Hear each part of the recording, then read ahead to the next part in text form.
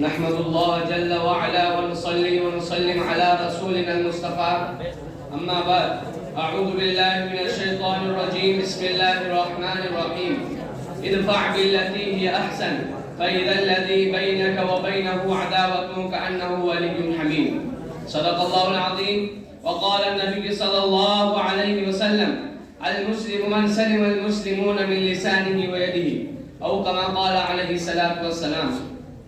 نہ بادشاہ ہوں دلوں کا نہ خطیب ہوں لفظوں کا، نہ بادشاہ ہوں دلوں کا نہ خطیب ہوں لفظوں کا، اللہ ساتھ دیتا ہے میں باتیں دل سے کرتا ہوں.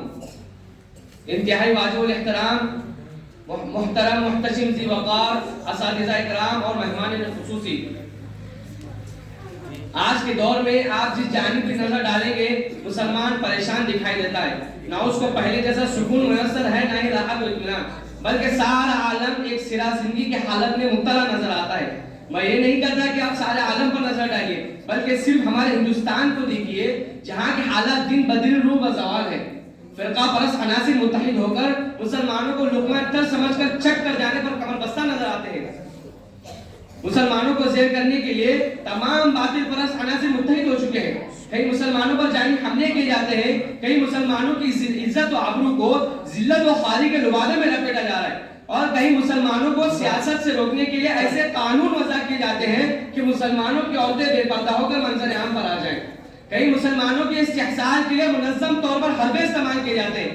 کہیں ہماری معیشت کو تباہ کیا جاتا ہے، کہیں ہماری مساجد پر اغراض کی جاتی ہے، کہیں مقابر پر جلوسیں، کہیں مسلم پرسنل بورڈ کو نشانہ ہدف، اور کہیں یکساں سول کوڈ کی نفاذ کی گندی اور ناپاک کوششیں کی جاتی ہیں. کہیں وقف بل کے ذریعے مسلمانوں کی زمینوں پر قبضہ کیا جاتا ہے، کہیں حجاب پر پابندی لگا کر مسلمان بچوں کو تعلیم سے دور کیا جاتا ہے، کہیں موب لنچنگ کے ذریعے نوجوانوں کو موت کے گھاٹ اتارا جاتا ہے، اور کہیں ہماری معیشت اور ہمارے مکانوں کو کسی نہ کسی طریقے سے خریدا جا رہا ہے تاکہ ہم خستہ حال بے حال ہو جائیں. منظم سازشیں بنائی جا رہی ہیں اور عمل ملائی جا رہی ہے، لیکن افسوس صد افسوس ہم ابھی تک خواب خرگوش میں گرفتار ہیں. مسلمانوں ذرا بتاؤ تو صحیح، ہندوستان کا کون سا گوشہ، کون سا خطہ، کون سا چپا ہے جو مسلمانوں کے بے گناہ خون سے سیراب نہ ہوا، جہاں ان کی بہو بیٹیوں کی عصمت و عفت کے دامن کو تار تار نہ کیا گیا. وہ سرزمین جس پر ہم نے 800 سال اپنے ستر و اقبال کے پرچم لہرائے تھے، آج وہ ہماری بے غور کفن لاشیں دیکھ رہی ہیں. وہ آسمان جس نے محمد بن قاسم، محمود غزنوی اور شہاب الدین غیلو کے جاؤ جلال کو دیکھا تھا، آج ہماری بے بسی، لاچاری، کمزوری اور بے بسی کا تماشا دیکھ رہی ہے. اس میں کوئی شک نہیں کہ دنیا میں حق و باطل کا تصادم روز سے روز جاری ہے. ظالم اور مظلوم، طاقتور اور کمزور کی کہانی بہت قدیم ہے. خرمن انسانیت پر کئی بجلیاں گری، باغ ادب پر کئی آندیاں آئی، وحشت و بربریت نے بارہا انسانیت کا منہ نوچا اور حیوانیت کا ننگا ناچ کیا. لیکن آگ و خون کا جو کھیل آج ہمارے ساتھ کھیلا جا رہا ہے، نہ کسی سورج نے دیکھا ہے نہ کسی آسمان نے دیکھا ہے. اس کی کیا وجہ ہے؟ اس کی وجہ صرف ہمارے اعمال کی بدولت، ہمارے کرتوت. اسی کو قرآن کہتا ہے ظہر الفساد فی البر والبحر بما کسبت ایدی الناس لیذیقہم بعض الذی عملوا لعلہم یرجعون. یہ نظام دہر اب تبدیل ہونا چاہیے، یہ نظام دہر اب تبدیل ہونا چاہیے. اب اس کی توحید پر تشکیل ہونا چاہیے. یہ ہے ناقص، اب اس کی تکمیل ہونا چاہیے. جاہدوا فی سبیل اللہ کی تعمیر ہونا چاہیے. معزز مہمانان نظام، 6 صدی عیسوی میں انسانیت کی حالت کنتم علی شفا حفرۃ من النار کی تھی. مفلسی کے خوف اور جہالت نے نومولود لڑکوں اور لڑکیوں کو زندہ درگور کر دیا تھا. زنا و عریانی معاشرے کی عام وبا بن چکی تھی.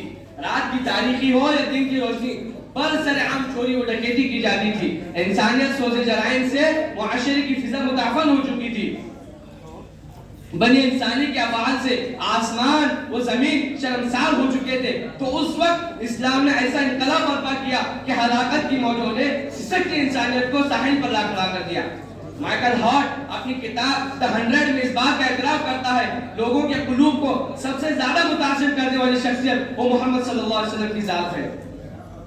الغرض عبادت ہو، معاملات ہو، معاشرت ہو، سیاست ہو، خاص زندگی کا کوئی بھی شعبہ ہو، ہر شعبے میں اسلام امن و سلامتی کا پیغام دیتا ہے. ارے اسلام پر دہشت گردی کا الزام لگانے والوں، کیا تم اسلام کی پاکیزہ تعلیمات نظر نہیں آتی جو مذہب جہاد میں عورتوں، بچوں، بوڑھوں اور مذہبی پیشوں پر ہاتھ تک نہیں اٹھاتا، وہ دہشت گردی کیسے کر سکتا ہے؟ جو مذہب یہودیوں، عیسائیوں، منافقوں کے ساتھ عدل کا معاملہ کرتا ہے، ان کو دہشت گرد اور تخریب کار قرار دینا یہ کہاں کا انصاف انصاف ہے، جو مذہب زکات و صدقات کے ذریعے ناداروں مفلسوں کی روزی کا انتظام کرتا ہے، وہ ان کو قتل کرنے کا حکم کیسے دے سکتا ہے؟ جو مذہب یتیموں کے مال کو ضائع کرنے پر پابندی لگاتا ہے، وہ ان کی جانوں سے کیسے کھیل سکتا ہے؟ یہ اسلام کے امن و امان کا ہی نتیجہ تھا کہ دمشق کے ذمیوں نے ابو عبیدہ بن جراح رضی اللہ عنہ کی جدائی پر آنسو بہائے، اور اندلس کے عیسائیوں نے موسیٰ بن نذیر کو مرحبا کہا، اور ہند میں محمد بن قاسم کی روانگی پر ہندوؤں میں صف ماتم بچھ گئی۔ اسلام نے تو عرب کی جاہلیت اور خزرج کی عصبیت اور چنگیزی کی بربریت کو اپنے دامن رحمت میں پناہ دے کر ان کو عمل سکھایا۔ ارے اسلام، اے دنیا میں اسلام پر انعامات تقسیم کرنے والوں، کیا تمہیں خلافت راشدہ، خلافت بنو امیہ و عباسیہ، خلافت عثمانیہ میں تم قتل و غارت گیری کرنے والوں کی کسی بھی تحریک کا وجود نہیں بتا سکتے؟ خود امام الانبیاء نے بہت سی جنگوں میں شرکت فرمائی، بہت سی جنگوں میں لڑائی کی نوبت آئی، اس کے باوجود آپ نے فتح مکہ کے 10,000 جرار فوج کے باوجود فرمایا من دخل فی حرم مکہ فهو امن ومن اغلق بابه فهو امن ومن دخل فی بیت ابی سفیان امن۔ کیوں مثال قائم کی کہ تاریخ عالم آج تک اس کی مثال، اس کی نظیر پیش کرنے سے قاصر ہے۔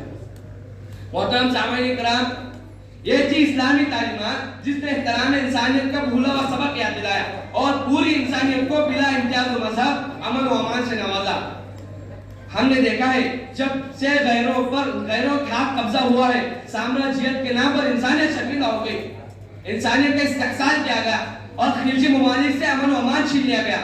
اور ستم، بالا ستم یہ ہے کہ اس کا الزام اسلام اور مسلمانوں کے سر ڈال دیا۔ ہمارے باغ میں امن و امان کے پھول کھلتے ہیں، ہمارے باغ میں امن و امان کے پھول کھلتے ہیں، ہمارا کام ہے انسان کو انسان بنانا۔ سامعین و تمکین، دنیا میں انقلاب آتے ہیں مگر انسان گاجر مولی کی طرح کٹر جاتے ہیں۔ فرانس میں جب جمہوری انقلاب آیا تو 26 لاکھ انسان قتل ہوئے، روس کے اندر کمیونزم کا انقلاب آیا تو 1 کروڑ انسان قتل ہوئے، 1914 کی جنگ عظیم میں 73 لاکھ انسان قتل ہوئے، دوسری جنگ عظیم میں 1 کروڑ 6 لاکھ انسان قتل ہوئے، 1857 کی آزادی میں 1 کروڑ انسان قتل ہوئے، 1995 میں کوریا کی جنگ میں 15 لاکھ انسان قتل ہوئے، 1979 میں رشیا افغان جنگ میں 10 لاکھ انسان قتل ہوئے، 1990 کی گلف وار میں 1 لاکھ انسان قتل ہوئے، کچھ عرصے پہلے ایران عراق جنگ میں 4 لاکھ انسان قتل ہوئے، آج فلسطین میں 90,000 انسان قتل ہوئے، سوڈان میں 20,000 سے زائد جانیں ضائع ہو گئی۔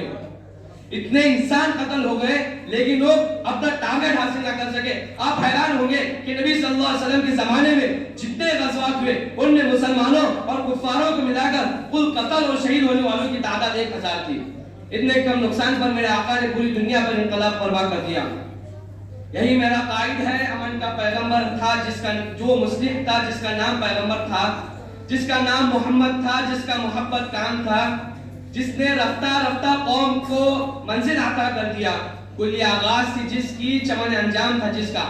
اللہ رب العزت ہمیں آقا کی تعلیمات پر عمل کرنے کی توفیق عطا فرمائے تاکہ گھر میں امن ہو، محلوں میں، شہروں میں، ملکوں میں، ہم جہاں جائیں امن کے پیغمبر بن کر زندگی گزارے۔ یہی میرا پیغام محبت ہے جہاں تک پہنچے۔ اس آخری شعر سے میری تقریر کا اختتام کرتا ہوں۔ کوئی جو سینکڑوں انسانوں کو چاہے قتل کر ڈالے، ایسے صفا کے قاتل کو بس ایک جنونی فرد کہتی ہے۔ کوئی جو سینکڑوں انسانوں کو چاہے قتل کر ڈالے، ایسے صفا کے قاتل کو بس ایک جنونی فرد کہتی ہے۔ پھر لعنت ہم اس منافقت پہ بارہا کیوں نہ بھیجے، پھر لعنت ہم اس منافقت پہ بارہا کیوں نہ بھیجے جو دنیا سے مسلمانوں کو بھی دہشت گرد کہتی ہے۔ وآخر دعوانا الحمدللہ رب العالمین۔ ماشاءاللہ، اللہ موصوف کو مزید ترقیات سے نوازے۔ اس کے بعد میں معاذ باگلکوٹ کو